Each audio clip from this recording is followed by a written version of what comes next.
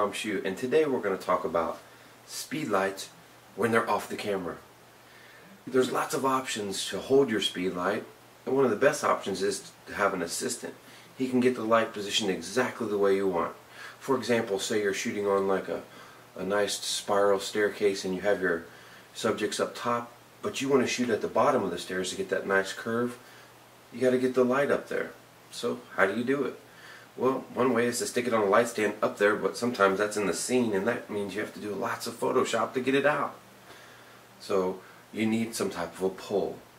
Chances are you probably already have a monopod, and chances are that you already have an umbrella adapter. And if you bought the Manfrotto 026, it comes with these cool spigots. Okay, on your monopod, it's going to be set up with a 1/4 20 or 3/8 thread. Okay, so I have an adapter that attaches to 3/8.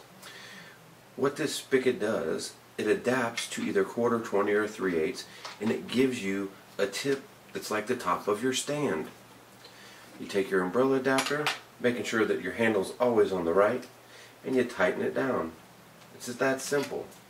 Now you've got this really tall light pole that you can hold really high in the air and get up where you need it to go. Okay, your assistant does anyway. I love to use my monopod for lighting. You know, I bought it for doing long lens work for sports, but now I use it for lighting. Okay, and it didn't cost me anything because I already had the spigot from the adapter.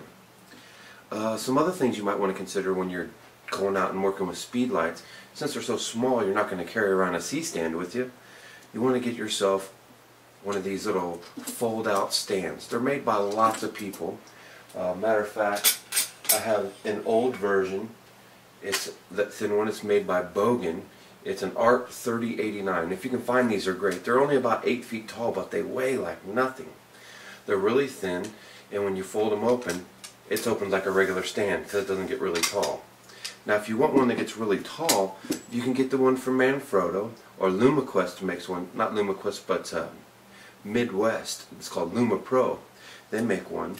But my favorite is by Lowell. It's called a Unistand. The legs, they fold out like this. Okay? It's all anodized aluminum. It can fit in pretty much any configuration because of the legs.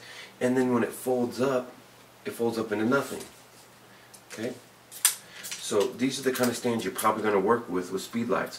One of the great things about this one also that I like of this style of stand, if I don't put my eye out, is you can lay it flat on the ground. Okay? You see how these legs are? So once it's flat on the ground, it's not going to tip over.